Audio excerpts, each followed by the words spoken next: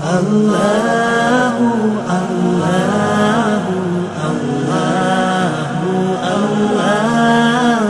اللہ اللہ لا الہ الا اللہ.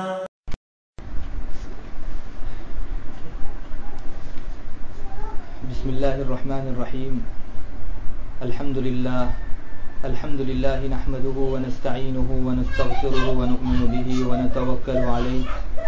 ونعوذ باللہ من شرور انفسنا ومن سیئات اعمالنا من يهده الله فلا مضل له ومن يضلله فلا هادي له واشهد ان لا اله الا الله وحده لا شريك له واشهد ان سيدنا ومولانا محمدا عبده ورسوله ارسله الى الناس كافة بشيرا ونذيرا وداعيا الى الله باذنه وسراجا منيرا صلى الله تعالى عليه وعلى آله وأصحابه وأزواجه وذرياته وبارك وسلم تسليما كثيرا كثيرا. أما بعد، أعوذ بالله من الشيطان الرجيم. بسم الله الرحمن الرحيم. ولا يغتب بعضكم بعضا أيحب أحدكم أن يأكل لحم أخيه ميتا فكرهتموه واتقوا الله إن الله تواب رحيم. صدق اللہ مولانا العظیم. قابل عزت میری ماں بہنوں،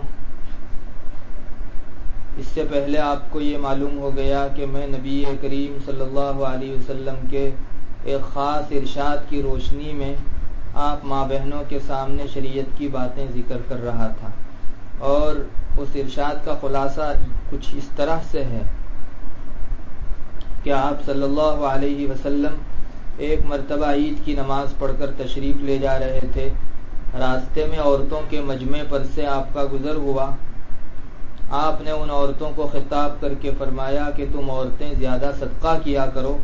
اس لیے کہ میں نے مردوں کے مقابلے میں تم عورتوں کو زیادہ جہنم میں جاتے ہوئے دیکھا ہے. عورتوں نے دریافت کیا، اللہ کے رسول ایسا کیوں، یعنی کن سبب سے عورتیں مردوں کی بنسبت زیادہ جہنم میں جائیں گی؟ تو آپ صلی اللہ علیہ وسلم نے فرمایا 2 وجہ سے. ان میں سے ایک وجہ یہ تھی کہ تم عورتیں اپنی زبانوں کو قابو میں نہیں رکھا کرتی ہو، اور دوسرے نمبر پر یہ کہ اپنے شوہروں کی قدردانی نہیں کرتی ہو، ناقدری کرتی ہو. ان میں سے پہلی چیز یعنی زبان کی حفاظت کے سلسلے میں خاص غیبت کے تعلق سے میں باتیں آپ ماں بہنوں کے سامنے ذکر کر چکا. غیبت کرنا حرام ہے، کبیرہ گناہ ہے. کسی کے پیٹھ پیچھے اس کی برائی بیان کرنا، جس کو وہ اگر سن لے تو ناپسند کرے، اس کو شریعت میں غیبت کہا جاتا ہے، اور اس کو بڑا گناہ شمار کیا گیا ہے. حدیث شریف میں غیبت کو زنا کے مقابلے میں بھی زیادہ سخت شمار کیا گیا ہے. غیبت کی جو برائیاں تھیں اس سلسلے میں بہت سی حدیثیں الحمدللہ آپ ماں بہنوں کے کانوں پر پڑ چکی ہیں. اس وقت مجھے جو چیز بیان کرنی ہے وہ یہ کہ ایک مسلمان کے سامنے جب غیبت کی برائی آ جاتی ہے کہ شریعت اس کو اچھی نگاہ سے نہیں دیکھتی. غیبت کرنا شریعت کی نگاہ میں بہت برا ہے، تو ایک مسلمان کی شان ہی نہیں ہے کہ وہ کسی کی پیٹھ پیچھے اس کی بری باتوں کو بیان کرے. لیکن چونکہ انسان کے ساتھ شیطان لگا دیا گیا ہے اور نفس بھی انسان کا ہمیشہ اسی کے ساتھ لگا ہے، یہ دونوں طاقتیں وہ ہیں جو انسان کو گناہوں پر ابھارتی رہتی ہے. باوجود اتنی ساری وعیدوں کے سامنے ہوتے ہوئے بھی انسان کبھی کبھی گناہ میں مبتلا ہو جاتا ہے. کتنی ہی مرتبہ ہم لوگ چاہتے ہیں کہ غیبت سے بچیں، لیکن شیطان اور نفس ہم پر ایسے حاوی ہو جاتے ہیں، ایسا قابو پا لیتے ہیں کہ باوجود بہت زیادہ روکنے کے بھی ہماری زبان سے کوئی نہ کوئی جملہ مجلس کے اندر غیبت کا نکل ہی جاتا ہے. تو اس موقع کے اوپر غیبت کی معافی تلافی کی کیا شکل ہوگی؟ الحمدللہ ہمارے علماء نے اور مشائخ نے اس سلسلے میں بھی ہمارے سامنے علاج رکھ دیا ہے.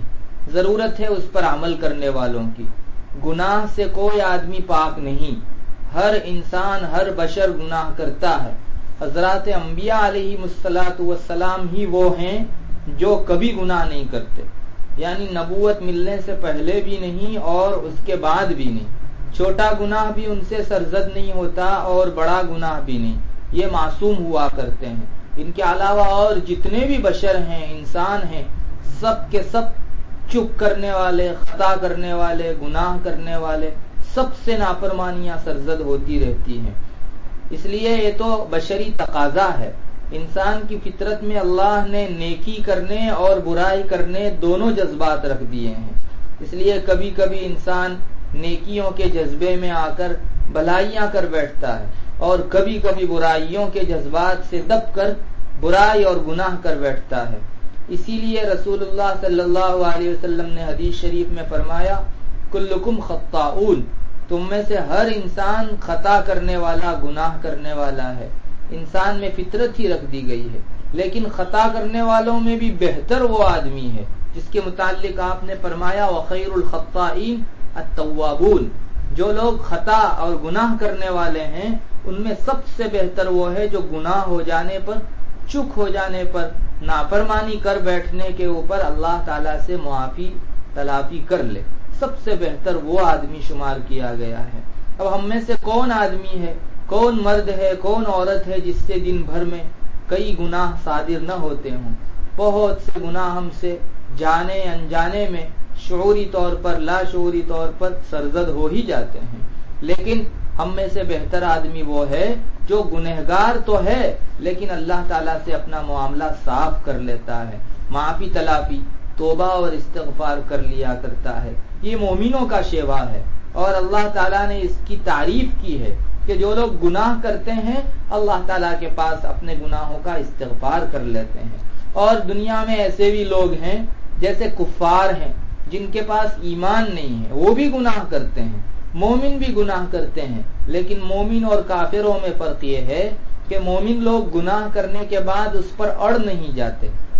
اور اس پر اصرار اور ضد کے ساتھ عمل نہیں کرتے، چک سے گناہ ہو گیا فوراً اللہ تعالیٰ کے پاس معافی تلافی اور استغفار کر لیا۔ کافروں کا یہ حال ہے کہ وہ گناہ کرنے کے باوجود اس پر اڑے رہتے ہیں اور اصرار کرتے ہیں، بجائے اس کے کہ اللہ کے پاس اپنی نافرمانیوں کے سلسلے میں معافی تلافی کرتے، استغفار کرتے، کافر لوگ اس کی تعویل کرنے لگتے ہیں اور الیاذ باللہ ایسی ایسی باتیں گناہ کرنے کے بعد اپنی زبان سے نکالتے ہیں، اپنی حرکتوں سے ایسے عمل سرزد کرتے ہیں کہ اللہ کی پناہ۔ قرآن کریم کے اندر گناہ کرنے والے دونوں ہی جماعتوں کا تذکرہ آیا ہے۔ مسلمان جو گناہ کر کے توبہ و استغفار کرتا ہے ان کو قرآن کریم اس طرح ذکر کرتا ہے وَإِذَا فَعَلُوا فَاحِشَةً أَوْ ظَلَمُوا أَنفُسَهُمْ ذَكَرُوا اللَّهَ فَاسْتَغْفَرُوا لِذُنُوبِهِمْ وَمَنْ يَغْفِرُ الذُّنُوبَ إِلَّا اللَّهُ وَلَمْ يُصِرُّوا عَلَى مَا فَعَلُوا وَهُمْ يَعْلَمُونَ۔ قرآن کریم کہتا ہے یہ مومن بندے وہ ہیں جب کوئی برائی کی بات، کوئی گناہ کی بات، کوئی بے حیائی کی بات ان سے سرزد ہو جاتی ہے یا وہ گناہ کر کے اپنے آپ پر ظلم کر بیٹھتے ہیں تو کیا کرتے ہیں مومن بندے؟ فاستغفروا لذنوبہم، اپنے گناہوں کے لیے اللہ تعالیٰ کے پاس بخشش چاہتے ہیں، فوراً توبہ و استغفار کے اندر لگ جایا کرتے ہیں۔ اور اللہ سے بڑھ کر گناہوں کو معاف کرنے والا اور ہے کون؟ قرآن یہ کہتا ہے وَمَن يَغْفِرُ الذُّنُوبَ إِلَّا اللَّهُ، اللہ سے بڑھ کر اور کون گناہ کو معاف کر سکتا ہے؟ اور مومنوں کی شان یہ ہے کہ گناہ کرنے کے بعد اصرار نہیں کرتے، اسی گناہ پر اڑے نہیں رہتے۔ وَلَمْ يُصِرُّوا عَلَى مَا فَعَلُوا، جو برا کام ہو گیا اس پر اڑے اور جمے نہیں رہتے، بلکہ برائی کرنے کے بعد اللہ تبارک و تعالیٰ کا ذکر کرتے ہیں، ذکر اللہ فاستغفروا لذنوبہم، اور اپنے اللہ سے اپنے گناہوں کی معافی تلافی کرنے لگتے ہیں۔ اللہ تعالیٰ نے خاص ان کی تعریف فرمائی ہے۔ چک تو ہر ایک سے ہوتی ہے، لیکن چک کرنے کے بعد آدمی کا کیا عمل رہتا ہے اس کے اوپر آدمی کی کامیابی اور ناکامیابی کا مدار ہے۔ ایک طرف مومنوں کا تو یہ حال ہے، اللہ فرماتے ہیں جب مومنوں سے گناہ سرزد ہو جاتا ہے فوراً اللہ کی یاد میں لگ جاتے ہیں۔ حدیث شریف میں بھی اس سلسلے میں ہم کو چیز ملتی ہے، جب آدمی گناہ نیکی کرتا ہے تو نیکی کا فرشتہ اس کو فوراً لکھ لیتا ہے، لیکن جب کوئی گناہ کرتا ہے تو برائی لکھنے والا، گناہ لکھنے والا فرشتہ نیکی لکھنے والے فرشتے سے پوچھتا ہے کہ میں اس کا گناہ لکھوں،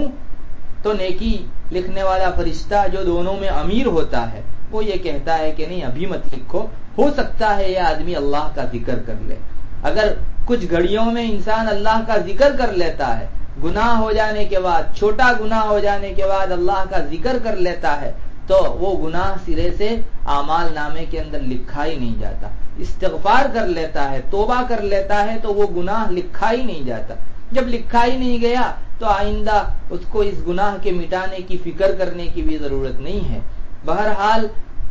مومنوں کی شان یہ ہے کہ گناہ ہو جانے پر وہ اللہ سے توبہ و استغفار کرتے ہیں۔ اللہ کے نیک بندوں کا حال قرآن کریم ایک اور مقام پر بھی ذکر کرتا ہے۔ قرآن کہتا ہے ان الذین اتقوا اذا مسهم طائف من الشیطان تذکروا فاذا هم مبصرون، یعنی اللہ کے متقی بندے، نیک بندے، ان کا حال یہ ہے کہ جب شیطان ان کے پاس آ کر وسوسہ ڈالتا ہے اور ان سے کچھ عمل، کچھ کام اللہ کی نافرمانی کا تھوڑا سرزد کروا دیتا ہے تو فوراً وہ اللہ کی یاد میں لگ جاتے ہیں، چونک کر وہ باہر نکلتے ہیں اور یہ سمجھتے ہیں کہ اللہ ہم تو تجھ کو بھول گئے تھے۔ تذکروا، فوراً اللہ کی یاد میں آ جاتے ہیں، فَإِذَا هُمْ مُبْصِرُونَ، اور ان کے سامنے سیدھا راستہ بالکل واضح ہو کر آ جاتا ہے۔ یہ اللہ کے نیک بندوں کا حال ہے، اللہ کے متقی اور پرہیزگار بندوں کا حال ہے، جو گناہ کرنے کے بعد شیطان کے وسوسے سے اگر انسان چپ کر بھی جائے تو ابھی اللہ کے نیک بندے فوراً توبہ و استغفار میں لگ جاتے ہیں۔ ادھر کافروں کا کیا حال ہے؟ قرآن کریم نے کافروں کے گناہ کا بھی ذکر کیا ہے۔ قرآن کہتا ہے وَإِذَا فَعَلُوا فَاحِشَةً قَالُوا وَجَدْنَا عَلَيْهَا آبَاءَنَا وَاللَّهُ أَمَرَنَا بِهَا قُلْ إِنَّ اللَّهَ لَا يَأْمُرُ بِالْفَحْشَاءِ أَتَقُولُونَ عَلَى اللَّهِ مَا لَا تَعْلَمُونَ قُلْ أَمَرَ رَبِّي بِالْقِسْطِ وَأَقِيمُوا وُجُوهَكُمْ۔ قرآن کریم میں اللہ تعالیٰ فرماتے ہیں کہ جب یہ کافر لوگ، اللہ کے نافرمان بندے گناہ کرتے ہیں تو بجائے اس کے کہ توبہ و استغفار کریں، اپنے گناہوں پر تو انسان کو شرمندہ ہو کر توبہ کرنا چاہیے، استغفار کرنا چاہیے، لیکن یہ کافر لوگ بجائے استغفار کرنے کے کیا کرتے ہیں؟ اللہ فرماتے ہیں یہ کہنے لگتے ہیں کہ ہم نے تو ایسا ہی کرتے ہوئے ہمارے باپ داداؤں کو بھی پایا ہے، اس لیے ہم تو ایسا ہی کرتے رہیں گے۔ اور پھر اس سے بھی بڑھ کے ایک اور بات کافر لوگ یہ کہتے ہیں کہ اللہ نے ہی ہم کو ایسی برائی کرنے کا حکم دیا ہے۔ استغفر اللہ، یہ ایک تو گناہ کرنا اور اس کے اوپر اللہ تعالیٰ کی ذات کے اوپر تہمت باندھنا۔ اللہ فوراً فرماتے ہیں قل ان اللہ لا یأمر بالفحشاء، اللہ تعالیٰ برائیوں کا حکم بالکل نہیں کرتے۔ اللہ پر ایسی بات کہتے ہو جس کو تم جانتے بھی نہیں، تو اللہ کس کا حکم فرماتے ہیں؟ آگے خود اللہ نے فرمایا قل امر ربی بالقسط، آپ اے محمد فرما دیجئے کہ میرا رب تو مجھ کو عدل و انصاف اور نیکیاں اور فرمانبرداری کا حکم کرتا ہے اور نماز کے قائم کرنے کا حکم کرتا ہے۔ تو یہ کافروں کا حال ہے، گناہ کرنے کے بعد توبہ و استغفار تو کیا کرتے، بجائے اس کے اللہ کے اوپر تہمت دھرنے لگتے ہیں کہ ہم نے اپنی طرف سے یہ برا کام نہیں کیا، بلکہ اللہ تعالیٰ نے ہم کو حکم دیا ہے۔ حالانکہ یہ لوگ جھوٹے ہیں، اللہ نے فوراً ان پر رد کر دیا اور فوراً ان کو جھٹلا دیا کہ تم لوگوں کو اللہ نے کہاں برائی کا حکم کیا، تم لوگ تو اپنی نفسانی خواہشات کی پیروی میں شیطان کے نرغے میں آ کر گناہ کرتے ہو اور اللہ کی طرف اس کی نسبت کرتے ہو۔ دونوں جماعتوں کا حال ہمارے سامنے آ گیا۔ نیکی کرنے والے مومن جب کبھی ان سے گناہ ہو جاتا ہے تو فوراً توبہ و استغفار میں اللہ کی یاد میں لگ جاتے ہیں، اور برائی کرنے والے کافر جب گناہ کرتے ہیں تو اپنی برائیوں میں گھستے چلے جاتے ہیں اور اس سے نکلنے کی کوشش اور فکر کرنے کے بجائے اللہ کی ذات پر تہمت اور جھوٹ دھرتے ہیں اور یہ کہتے ہیں کہ ایسا ہی ہم نے تو ہمارے باپ داداؤں کو کرتے ہوئے پایا ہے، اس لیے ہم بھی ایسا ہی کرتے رہیں گے۔ تو مومنوں کی تعریف اور کافروں کی مذمت قرآن کریم نے بیان کی ہے۔ مومن کی تو شان یہ ہونی چاہیے۔ ہماری ماں بہنوں سے خاص طور سے میں یہ کہوں گا کہ ہم سے جب گناہ ہو جائے پہلی کوشش تو یہی ہونی چاہیے کہ ہم سے گناہ نہ ہونے پائے، لیکن اگر گناہ بشری تقاضے سے ہو جائے تو اس صورت میں فوراً توبہ و استغفار کر لینا چاہیے. اگر چھوٹا گناہ ہے تو کسی بھی طرح کا ذکر کرنے سے اس گناہ کا اثر ختم ہو جائے گا. اور بڑا گناہ ہے، گناہ کبیرہ ہے، تو جب تک بندہ اس گناہ سے اپنے رب کے پاس معافی نہ مانگے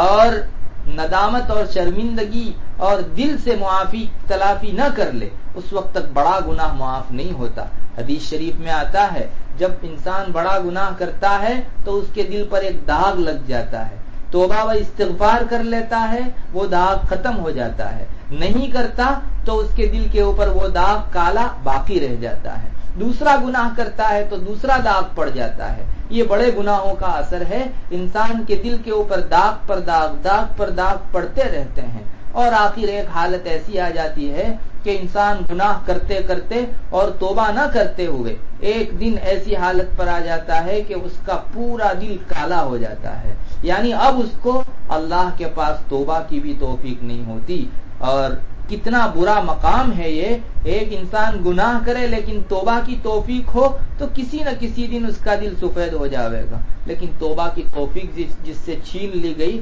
اس آدمی کی ناکامیابی میں کوئی شبہ نہیں ہے. بہرحال دو قسم کے گناہ، چھوٹے گناہ ہوتے ہیں ان سے تو فقط کوئی بھی ذکر کر لے، نماز پڑھ لے، اس کے وہ گناہ معاف ہو جاتے ہیں. حدیث شریف میں آتا ہے کہ ایک انسان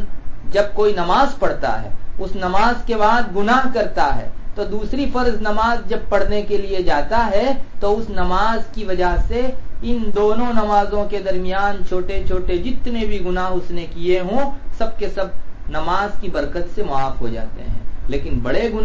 گناہ کبیرہ جب تک اللہ کے پاس بندہ توبہ نہیں کرتا اس وقت تک قاعدے کی روح سے معاف نہیں ہوا کرتے. اس لیے ہم مسلمانوں کو چاہیے کہ ہم روزانہ ہمارے دن کی بعض گھڑیاں 5 منٹ دن میں ایسی نکالیں جس میں ہم ہمارے گناہوں کو سوچ لیا کریں. بزرگوں کے یہاں اس کو محاسبہ کہا جاتا ہے. ہر ایک کو رات کو 5 منٹ ایسی نکالنی چاہیے کہ دن بھر کے سارے گناہوں کو سوچے، تنہائی میں بیٹھ کر کسی مشغلے میں اس کا دل لگا ہوا نہ ہو، ایسی حالت میں اپنے گناہوں کو سوچے اور جو جو گناہ یاد آتا جاوے اس پر فوراً توبہ کرتا چلا جاوے. انشاءاللہ روزانہ کا حساب ہمارا صاف ہو جائے گا اور یہ محاسبہ ہم کو آخرت کے اندر کام دے گا. جو آدمی اللہ کے یہاں حساب دینے سے پہلے اپنا حساب خود کر لے، اللہ تعالیٰ کے یہاں اس کو بڑا حساب نہیں دینا پڑے گا. ورنہ میری ماں بہنوں ایک حالت وہ بھی آنے والی ہے کہ اب تک تو ہم لوگ اپنے گناہوں کے اوپر فوراً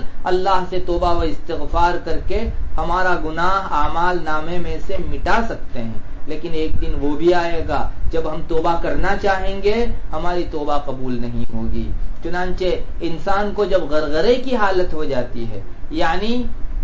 ہمارے یہاں جب کسی کی وفات ہوتی ہے تو ہم لوگوں نے دیکھا کہ اس کو سینے میں سے غر غر کی آواز نکلتی ہے، جیسے کوئی بلغم پھنس گیا ہو اس طرح سے سینے میں سے غر غر کی آواز نکلتی ہے. یہ سکرات کی حالت کہی جاتی ہے. جب یہ سکرات کی حالت ہو جاتی ہے اور انسان فرشتوں کو دیکھنے لگتا ہے، آخرت کے نقشوں کو دیکھنے لگتا ہے، تو اب کے بعد انسان کی توبہ قبول نہیں کی جاتی. اس سے پہلے انسان توبہ کر لے تو اللہ تبارک و تعالیٰ اس کی توبہ کو قبول فرما لیتے ہیں، اس کے گناہ کو معاف فرما دیتے ہیں، اس کی نافرمانیوں کے اثر کو زمین سے بھی مٹا دیتے ہیں، اعمال نامے کے اندر سے بھی ختم کر دیا کرتے ہیں. ہماری زندگی کی ان گھڑیوں کو ہمیں زیادہ سے زیادہ توبہ و استغفار میں گزارنا چاہیے. حدیث شریف میں یہ مضمون آتا ہے کہ جو آدمی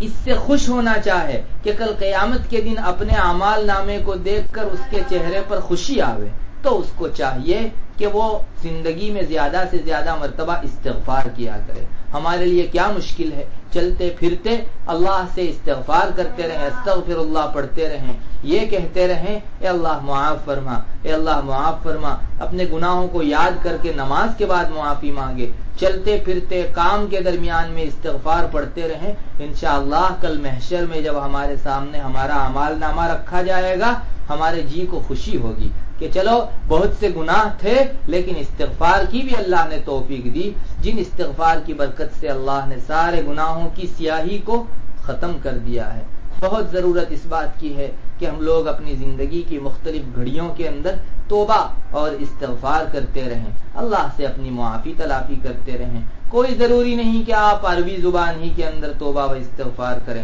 اگر آپ اپنی زبان میں کہنا چاہیں اللہ مجھے معاف فرما تو اس کی بھی اجازت ہے۔ البتہ عربی کے اندر اگر آپ کہیں استغفر اللہ تو جی لگا کر کہیں، انشاءاللہ اس کا زیادہ فائدہ ہوگا۔ بہرحال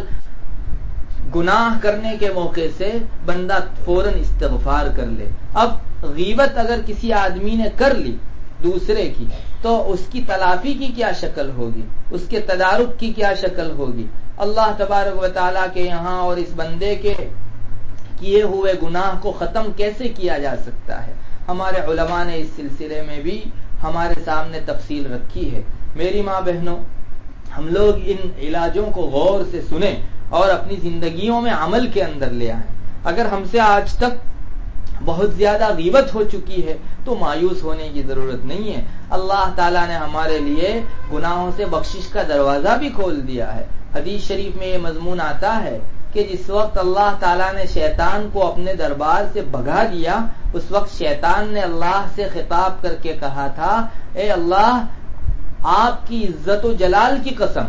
میں تیرے بندوں کو ورغلاتا رہوں گا اور بھٹکاتا رہوں گا، جب تک اس کی جان میں جان ہے اس وقت تک اس کو گمراہ کرتا رہوں گا۔ اللہ تعالیٰ نے اپنا فضل فرمایا اور اسی شیطان کو اسی وقت اللہ تعالیٰ نے بھی یہ فرمایا، جا، میری عزت و جلال کی قسم اور میرے بلند مقام کی قسم، جب تک میرا بندہ مجھ سے استغفار کرتا رہے گا میں اس کے گناہوں کو معاف بھی کرتا رہوں گا۔ یہ اللہ کا کتنا بڑا فضل ہے کہ شیطان تو ایک طرف اپنی کوشش کرتا ہے اور اللہ تعالیٰ ایک مرتبہ استغفار کی وجہ سے شیطان کی سال ہا سال کی کوششوں کو ایک گھڑی کے اندر نیست و نابود کر دیتا ہے، اس پر پانی پھیر دیتا ہے۔ لیکن یہ ہماری کمبختی کی بات ہوگی کہ اللہ تو اتنا زیادہ فضل فرمائے کہ تم صرف مجھ سے معافی مانگو اور میں تمہارے گناہوں کو ختم کر دوں گا، اور ہماری بدبختی ہم پر غالب آ گئی اور ہم نے اپنی پوری زندگی میں اپنے گناہوں سے معافی نہیں مانگی اور ایسی حالت میں چلے گئے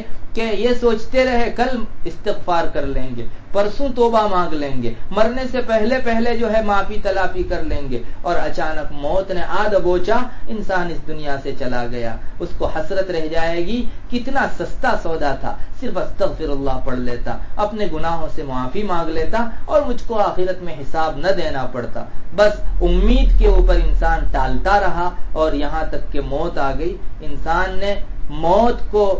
جو ہے اپنے گلے لگا لیا اور اب کے بعد توبہ اور استغفار کرنے کا کوئی موقع نہیں، اب سارے گناہوں سے اللہ تعالیٰ کے پاس حساب دینا پڑے گا۔ اس لیے بہت عقل مند لوگ ہیں وہ جو اپنے گناہوں سے استغفار کرتے ہیں۔ میں خاص غیبت کے متعلق علاج بتا رہا تھا تو یہ معلوم ہونا چاہیے کہ غیبت میں دو قسم کے گناہ ہیں۔ ایک گناہ تو یہ کہ انسان کو اللہ نے غیبت کرنا حرام ٹھہرا دیا تھا تو بھی اس نے غیبت کی تو اللہ کا بھی حق مارا، اور دوسری طرف انسان جس کی غیبت کرتا ہے اس بندے کی برائی کرنے کی وجہ سے بندے کا بھی حق مارتا ہے۔ تو دو قسم کے گناہ غیبت کرنے والا اپنے سر کے اوپر لے لیا کرتا ہے، اللہ کے حق کو مارنا اور بندے کے حق کو مارنا۔ جس کی غیبت کی اس کا حق بھی آپ نے تلف کیا، اس کا حق بھی آپ نے مارا، اس کی بھی حق تلفی کی، اور ظاہر ہے کہ ایک گناہ کے بدلے میں ایک استغفار اور دو گناہ کے بدلے میں دو استغفار چاہیے۔ ہم میری ماں بہنوں، اس موقع پر میں آپ سے یہ کہوں گا کہ بعض گناہ وہ ہیں جو محض آپ ہاتھ اٹھا کر یا بغیر ہاتھ اٹھائے ہوئے اللہ تعالیٰ سے استغفار کر لیں گے تو وہ گناہ معاف ہو جائے گا۔ صرف آپ نے کہہ دیا استغفر اللہ اور آپ کے دل میں اس گناہ کے اوپر شرمندگی بھی ہے، اللہ تعالیٰ اس گناہ کو معاف فرما دے گا۔ آپ کے دل کے اندر اگر جو ہے شرمندگی ہو گئی تو بھی زبان سے چاہے آپ نے کلمہ نہیں نکالا، اللہ تو دلوں کے بھید کو بھی جاننے والا ہے، اللہ وہ گناہ معاف کر دے گا۔ ہم میں سے بعض یہ سمجھتے ہیں کہ توبہ و استغفار کے لیے دو ہاتھ اٹھا کر بیٹھنا ضروری ہے، دو زانو بیٹھنا ضروری ہے، دو رکعت پڑھ کے جو دعا مانگی جائے، توبہ و استغفار کی جائے وہی قبول ہوتی ہے۔ حالانکہ ایسا نہیں ہے، ہاں یہ آداب میں سے ضرور ہیں، لیکن اس کی وجہ سے توبہ کو ٹالنا نہیں چاہیے۔ جو ہی گناہ ہو گیا فوراً اپنے دل کے اندر شرمندگی ہونی چاہیے اور یہ احساس ہونا چاہیے کہ ہم نے اپنے رب کو ناراض کر دیا، تو فوراً انسان کے دل میں یہ جذبہ اٹھے گا کہ اپنے رب سے معافی مانگ لے۔ چنانچہ اس دل کے اندر ہونے والی شرمندگی ہی کو توبہ کہا جاتا ہے۔ حضرت عبداللہ ابن مسعود رضی اللہ تعالیٰ عنہ فرماتے ہیں التوبۃ الندم، توبہ تو نام ہے دل کی شرمندگی کا۔ اگر کوئی آدمی زبان سے استغفر اللہ غفلت میں کہتا رہے اور دل میں کوئی شرمندگی نہ ہو تو یہ استغفار کی حقیقت اس کو حاصل نہیں ہے، توبہ کی حقیقت حاصل نہیں ہے۔ اور کوئی آدمی زبان سے استغفار نہیں کہہ پایا،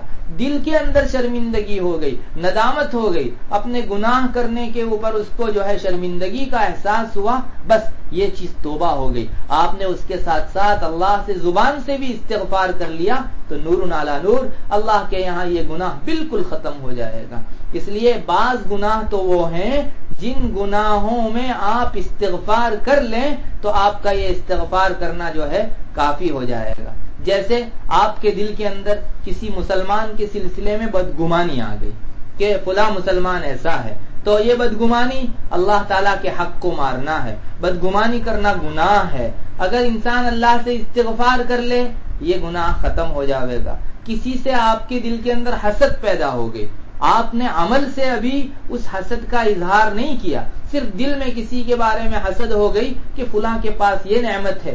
اللہ کرے وہ نعمت ہٹ جائے اور مجھے مل جائے، اس کا نام حسد ہے۔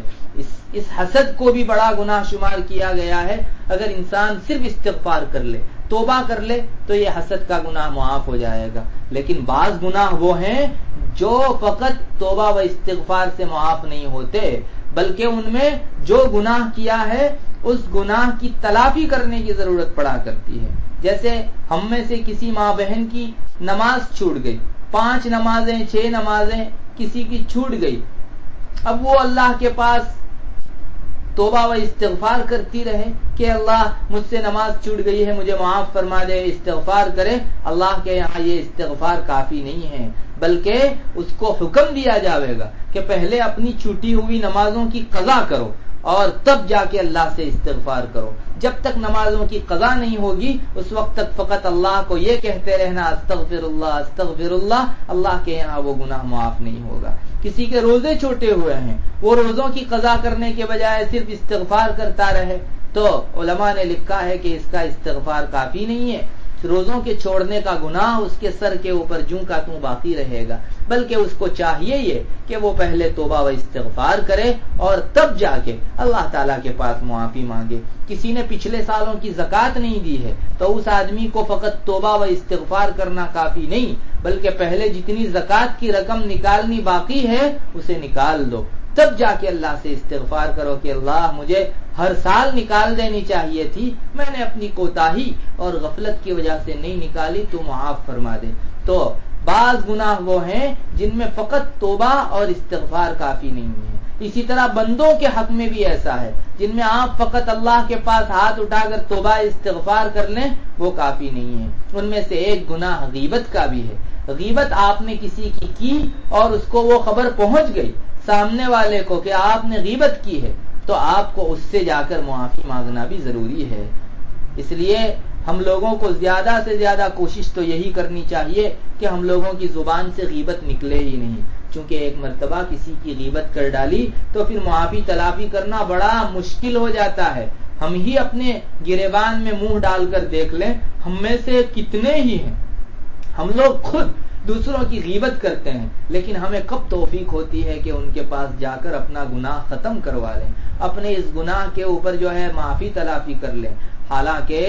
جب تک ان سے جا کر معافی تلافی نہیں کریں گے اس وقت تک اللہ کے یہاں یہ گناہ معاف نہیں ہوگا۔ ایک مرتبہ رسول اللہ صلی اللہ علیہ وسلم نے ارشاد فرمایا کہ غیبت کرنا یہ زنا کرنے سے بھی زیادہ سخت ہے۔ تو حضرات صحابہ نے نبی کریم صلی اللہ علیہ وسلم سے پوچھا، اللہ کے رسول غیبت کی برائی اور غیبت کا گناہ زنا کرنے کے مقابلے میں بھی زیادہ سخت کیوں؟ اس کا کارن کیا ہے؟ اس کا سبب کیا ہے؟ تو آپ صلی اللہ علیہ وسلم نے فرمایا کہ ایک آدمی زنا کرے اور اللہ سے معافی مانگ لے تو اس کا گناہ دھل جاتا ہے، ختم ہو جاتا ہے. لیکن کسی کی غیبت کرے تو جب تک غیبت کرنے والے جس کی غیبت کی گئی ہے اس کے پاس جا کر معافی نہ مانگ لے اس وقت تک اللہ تعالیٰ اس گناہ کو معاف نہیں فرماتے. اس لیے کسی کی غیبت ہو گئی، اس کو ہماری غیبت کی خبر پہنچ گئی تو اس سے جا کر معافی مانگنا ضروری ہے. یہ کتنا مشکل کام ہے. یہ ساری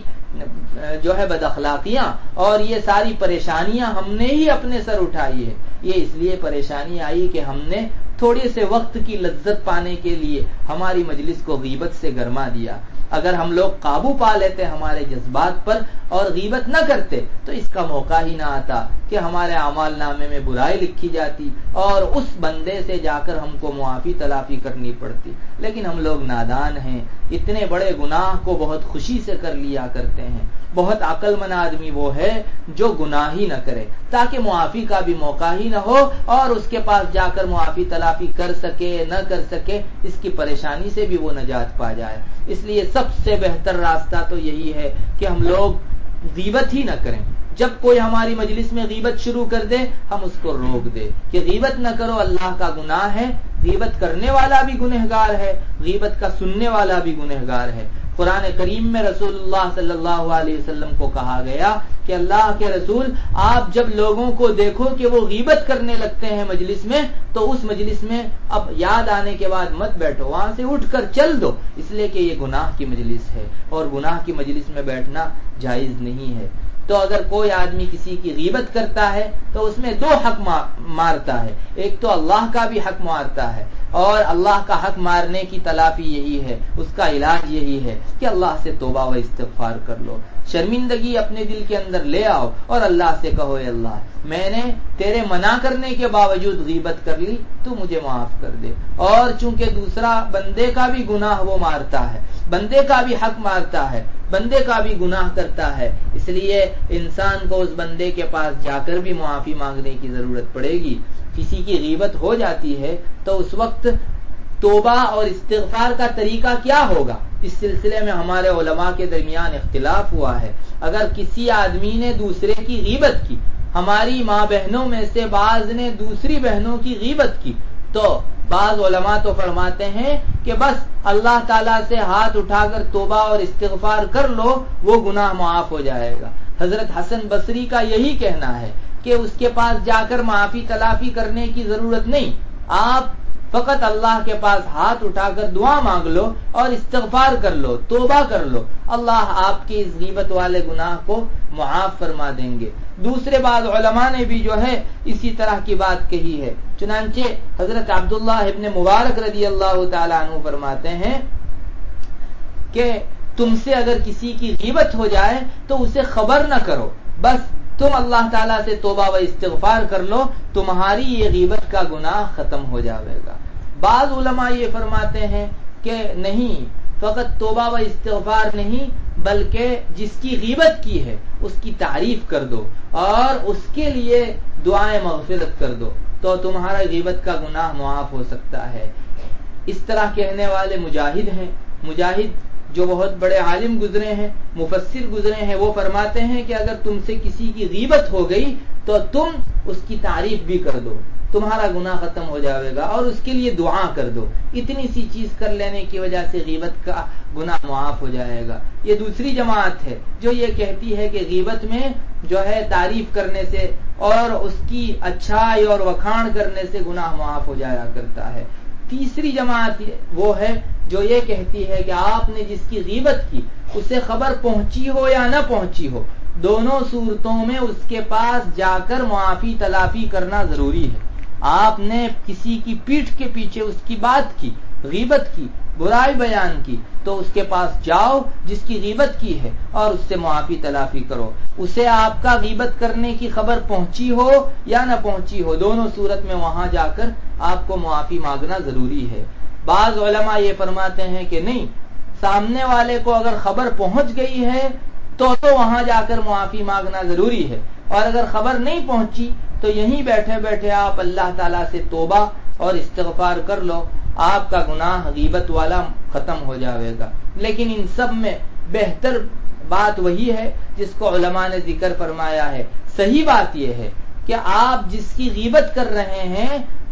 سب سے پہلے تو اگر اس کو غیبت کی خبر پہنچ گئی ہے، آپ نے کسی کی پیٹھ کے پیچھے اس کی برائی بیان کی، اگر آپ نے غیبت کی، اس کی خبر اس کو پہنچ گئی، کسی نے اس کو جا کر کہہ دیا کہ آپ کے خلاف چند لوگ یہ باتیں کر رہے تھے، تب تو غیبت کا گناہ معاف کرانے کے لیے ضروری ہے کہ آپ اس آدمی کے پاس جاؤ جس کی آپ نے غیبت کی ہے، اور وہاں جا کے سب باتیں بتاؤ کہ جیسا کہ آپ کو معلوم ہو گیا ہے کہ ہم نے آپ کی غیر حاضری میں یہ باتیں کی ہیں، تم ہم کو معاف کر دو، اللہ کے واسطے معاف کر دو، اس طرح سے اس کو راضی کر لو، اور اپنے دل کی شرمندگی کے ساتھ، دل کے حاضر رکھنے کے ساتھ معافی مانگو، اس لیے کہ دل غافل ہو ایسی معافی تلافی کا کوئی اعتبار نہیں ہے۔ اس لیے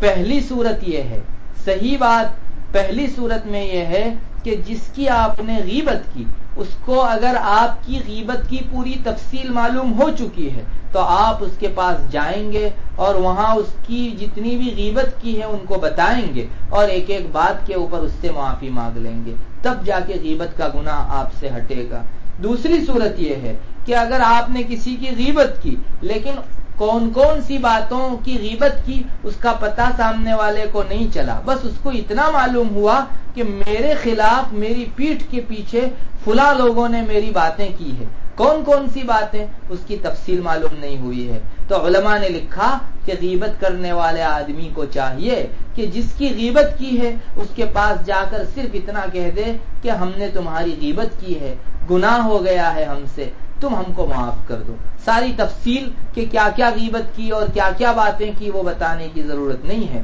بس اتنا جا کر آپ نے کہہ دیا کہ ہم سے تمہاری غیبت ہو گئی ہے، تم ہم کو معاف کر دو، اللہ کے واسطے معاف کر دو، دل کی حاضری کے ساتھ شرمندگی کے ساتھ اس کو معاف کروا لو، انشاءاللہ غیبت کا گناہ ختم ہو جاوے گا۔ تیسری صورت یہ ہے کہ اگر آپ نے کسی کی غیبت کی لیکن اس کو پتہ نہیں چلا کہ آپ نے غیبت کی ہے، آپ کو یقین کے ساتھ معلوم ہے کہ سامنے والے آدمی جس کی ہم نے غیبت کی ہے اس کو ہماری غیبت کا پتہ نہیں چلا ہے، تو علماء نے فرمایا ہے کہ یہاں توبہ اور استغفار کر لینے کی وجہ سے غیبت کا گناہ دھل جاوے گا، اس کو بتانے کی بھی ضرورت نہیں ہے، وہاں جا کر معافی مانگنے کی بھی ضرورت نہیں ہے، لیکن اچھی بات یہ ہوگی کہ اس صورت میں بھی اگرچہ پتہ نہ چلا ہو آپ توبہ و استغفار یہاں کر لیجئے اور اس کو کچھ دے دلا کر، کچھ ہدیہ دے کر راضی کر دیجئے تاکہ کل قیامت کے دن وہ آپ سے خوش آئے اور تمہاری پکڑ اور مواخذہ نہ کر سکے۔ ایک صورت یہ ہے کہ اگر آپ نے جس کی غیبت کی وہ آدمی مر چکا یا پہلے مر گیا تھا اور آپ نے مردے کے متعلق بری باتیں اور غیبت کی ہیں، تو ظاہر ہے کہ اس مردے کے پاس جا کر قبر میں اب تو معافی تلافی کی کوئی شکل نہیں، تو ایسی غیبت اگر آپ سے ہو گئی ہے، ہمارے علماء نے فرمایا ہے کہ اس صورت میں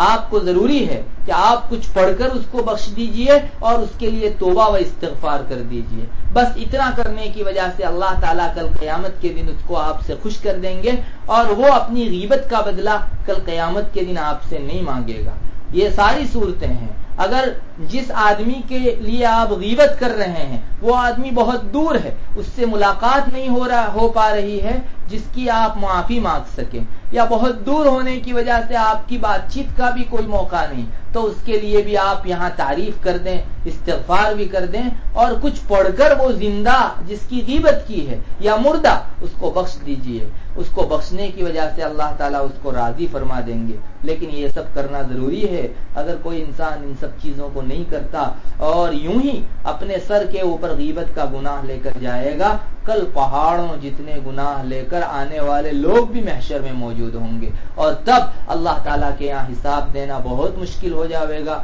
حدیث شریف میں یہ مضمون بھی آیا ہے، نبی کریم صلی اللہ علیہ وسلم نے ارشاد فرمایا کہ تم میں سے کسی آدمی نے اپنے بھائی پر دنیا میں کوئی ظلم کیا ہو تو اسے چاہیے کہ وہ دنیا ہی کے اندر اس کے ساتھ معافی تلافی کر لے، اس دن کے آنے سے پہلے جس دن درہم اور دینار کا چلن نہیں ہوگا، یعنی وہاں انسان پیسوں کے ذریعے سے کسی کو خوش نہیں کر سکے گا، یعنی محشر سے پہلے، قیامت قائم ہونے سے پہلے آپ دنیا ہی کے اندر معافی تلافی کر لو۔ حدیث شریف میں آگے یہ بھی ملتا ہے اگر آپ نے دنیا میں معافی تلافی نہیں کی تو جس کا حق مارا ہے اس آدمی کو آپ کی نیکیاں دے دی جائیں گی، حتیٰ کہ بعض لوگ ایسے آئیں گے جن کی نیکیاں بہت ساری ہوں گی، لیکن دنیا میں لوگوں کا حق دبا رکھا تھا تو ساری نیکیاں اس کی لوگوں کو دے دی جائے گی اور یہ آدمی بے نیکیوں کے گناہ والا رہ جائے گا۔ اور اگر نیکیاں دیتے دیتے ختم ہو جاوے گی تب بھی بہت سارے حق دبائے ہوئے باقی رہیں گے، تو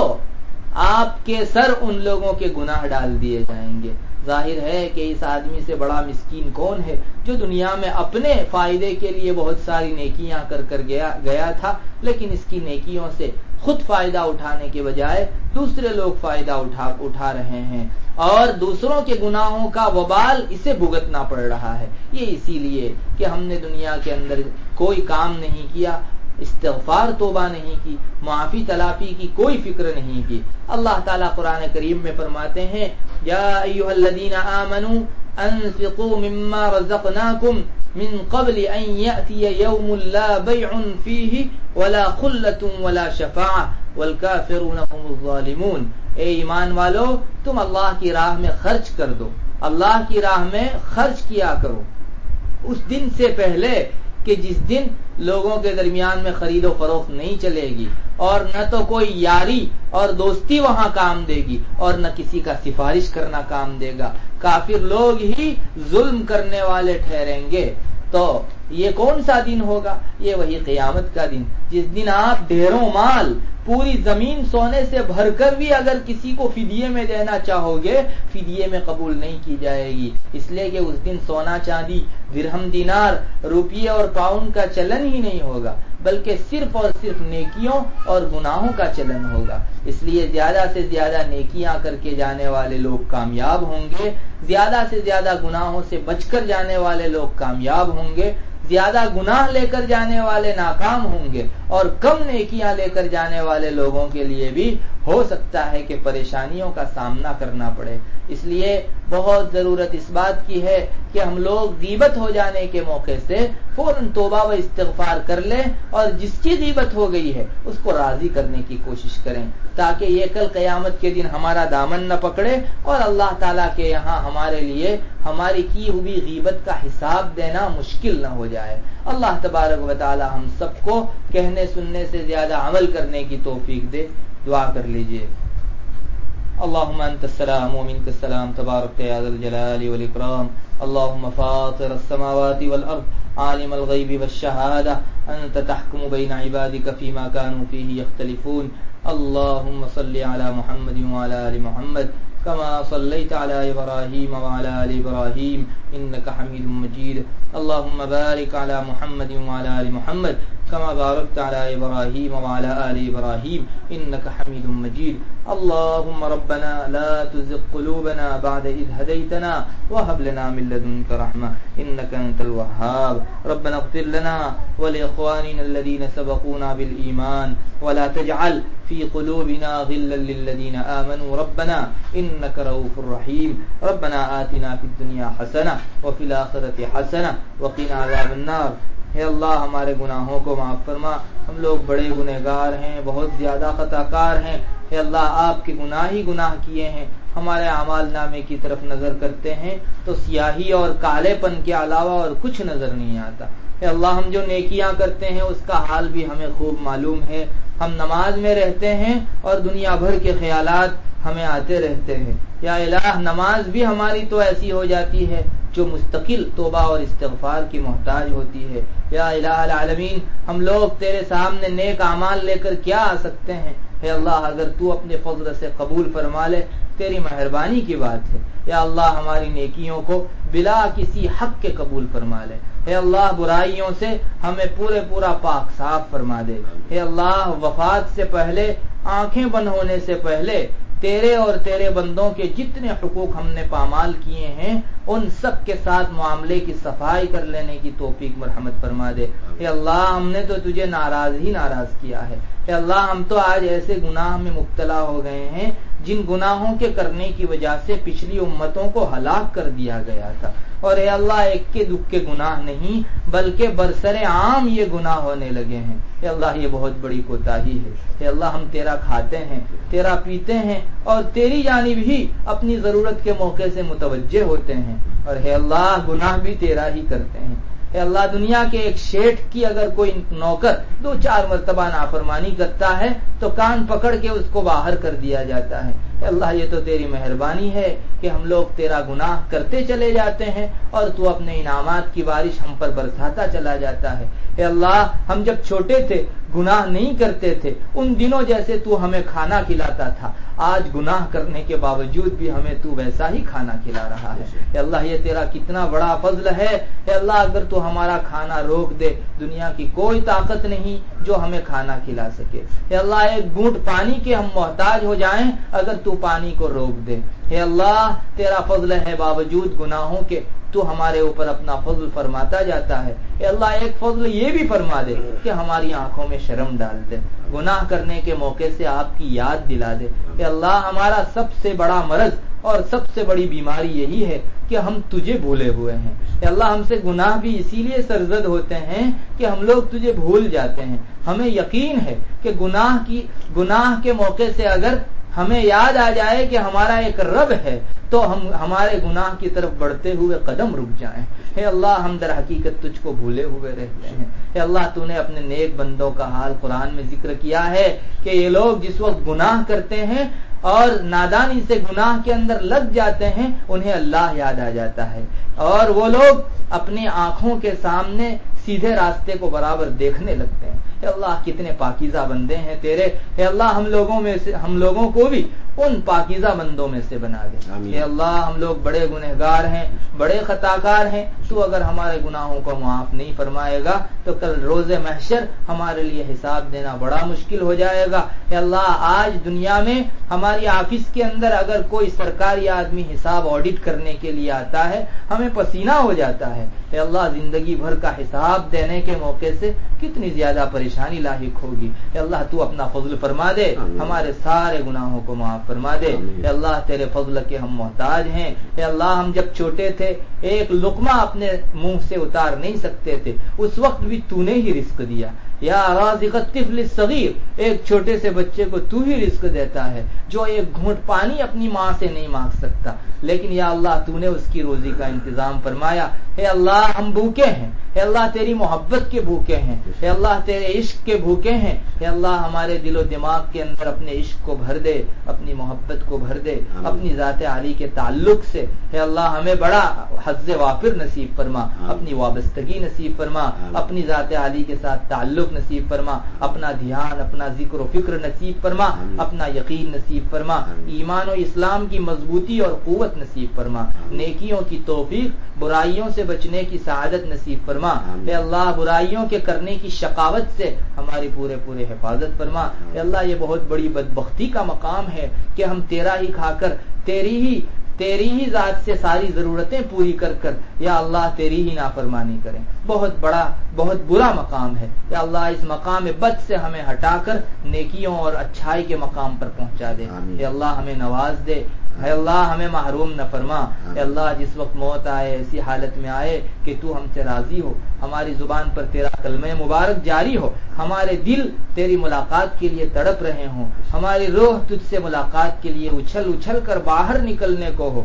تیرے اور تیرے بندوں میں سے کسی کا کوئی حق واجب الادا ہم پر باقی نہ رہ گیا ہو. اے اللہ حسن خاتمہ کی دولت سے نواز, برے خاتمے سے حفاظت فرما. اے اللہ تیرے نبی نے ہمیں خبر دی ہے کہ اصل اعتبار آخری گھڑی کا ہے. ایک انسان زندگی بھر نیکی کرے لیکن آخری گھڑی میں اگر وہ کافر ہو کر مرتا ہے, تیرے نبی کی خبر ہمیں پہنچی ہے کہ وہ جہنمی ہے. اے اللہ ہمیں ایسے لوگوں میں سے نہ بنا. اے اللہ ہمیں ان لوگوں میں سے بنا جو تیری ذات عالی کے پاس ایسی حالت میں آئیں گے جن کے ہاتھوں میں ایمان ہوگا, جن کے دل ایمان سے منور ہوں گے. یا اللہ تیرے بہت سے نیک بندے ایسی حالت میں تجھ سے ملتے ہیں یا الہ العالمین ان کے دل پورے نور ایمانی سے سرشار ہوتے ہیں. اے اللہ ہمیں بھی ان لوگوں میں سے بنا, محروم لوگوں میں سے نہ بنا. اے اللہ عذاب قبر سے حفاظت فرما. اے اللہ قبر کے اندر سانپ بچھو اور نہ جانے ہماری آنکھوں نے دیکھے نہیں, ہمارے ذہن و دماغ میں جس کا تصور نہیں آیا, ایسے بڑے عذاب ہوں گے.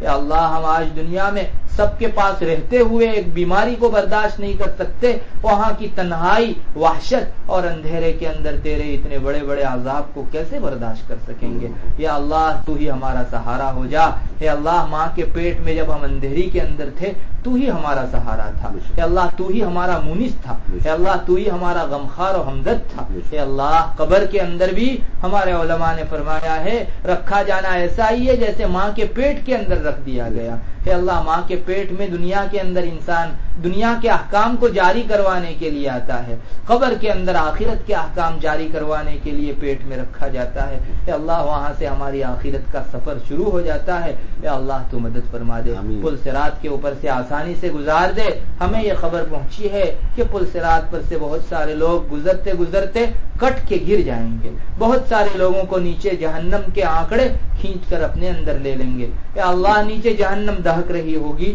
ایک پل ہے اللہ پل صراط بال سے زیادہ باریک اور تلوار سے زیادہ تیز، اس پر سے ہمیں گزرنا ہوگا اور ہر نبی کو بھی گزرنا ہوگا۔ تو نے قرآن کریم کے اندر خبر دے دی ہے جو انسان جو جاندار ہے اس کو اس پل کے اوپر سے ضرور گزرنا ہے، اے اللہ اس وقت ہماری کیا حالت ہوگی۔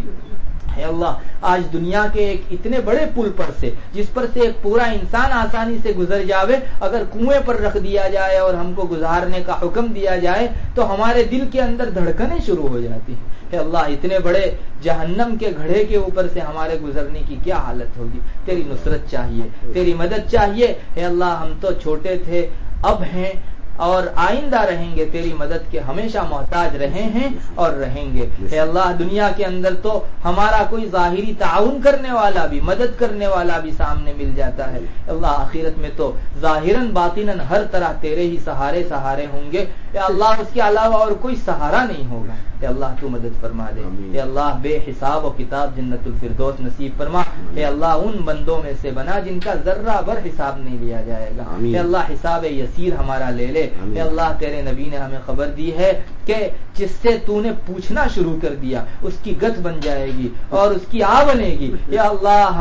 ہمارا حساب آسان فرما دے، اللہم حاسبنا حسابا یسیرا۔ اے اللہ اتنے سارے گناہوں کا حساب کیسے دے سکیں گے، یا الہ العالمین ہم نے بڑی غیبتیں کی ہیں، اے اللہ غیبت کی شناعت اور برائی پچھلی کتنی ہی مجلسوں سے ہم سن رہے ہیں، اے اللہ تیرے نبی کے ان ارشادات کی برکت سے ہمیں اس بیماری سے نجات نصیب فرما۔ اے اللہ ہم تو ہر مجلس کے اندر کوئی مجلس ایسی نہیں جاتی جس میں غیبت کے اوپر ہماری مجلس ختم نہ ہوتی ہو، اے اللہ بہت بڑا گناہ ہے، تو نے زنا سے بدتر گناہ اس کو قرار دیا ہے، اے اللہ ہم اتنے دھڑلے سے اس کو کرتے ہیں گویا کوئی گناہ ہی نہیں ہے، اے اللہ یہ ہماری ناشکری کی بات ہے، ناسمجھی اور نادانی کی بات ہے، یا الہ العالمین تو ہمیں معاف فرما دے، اے اللہ جنت الفردوس نصیب فرما، جہنم سے خلاصی نصیب فرما، اے اللہ اپنے رسول کے دست مبارک سے حوض کوثر کا جام نصیب فرما، آپ صلی اللہ علیہ وسلم کو ہمارے حق میں شفاعت کی اجازت مرحمت فرما، اے اللہ ہمارے اس کہنے سننے کو قبول فرما، جو ماں بہنیں اور جتنے حضرات یہاں بیٹھے ہوئے ہیں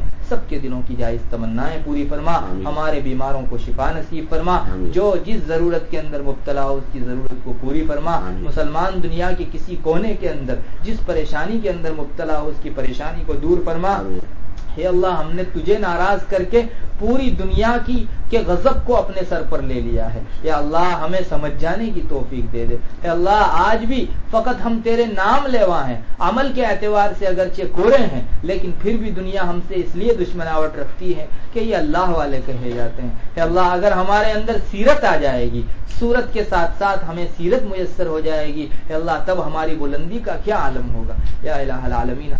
ہمیں اپنے عمل کے اندر اسلام کو اتارنے کی توفیق مرحمت فرما دے، اے اللہ جن حضرات نے ان پروگراموں کو تشکیل دیا ترتیب دیا، اے اللہ ان حضرات کو جزائے خیر عطا فرما، یہاں جتنے بھی لوگ آنے والے ہیں ماں بہنیں جس قدر آئی ہیں اور جو نہیں آ پائی ہیں سب کو نواز دے، کسی کو محروم نہ فرما، یا الہ العالمین ہمیں اس مجلس کے ختم ہوتے ہی اپنے اپنے کاموں میں تیرے ذکر میں لگ جانے کی توفیق مرحمت فرما، اللہ کہیں ایسا نہ ہو کہ ختم مجلس پر ہم یہیں بیٹھ کے آپس میں باتوں کے اندر لگ جائیں اور تیرے نبی کی باتوں کا اثر جو ہمارے دل پر جمع تھا وہ ختم ہو جائے، یا اللہ اس سے ہماری حفاظت فرما، یا الہ العالمین اس سلسلے کو مزید تابندہ فرما، تیرے اور تیرے رسول کی باتوں پر عمل کی توفیق مرحمت فرما، عمل کے جذبے سے سننے کی توفیق دے دے، ان لوگوں میں سے نہ بنا جو ایک کان سے سن کر دوسرے کان سے نکال دیتے ہیں، ان لوگوں میں سے بنا جو تیرے اور تیرے رسول کی باتوں کو اپنے دل کے اندر جما کے رکھتے ہیں اور عمل کرنے کی نیت سے اور غرض عظمت سے سنتے ہیں.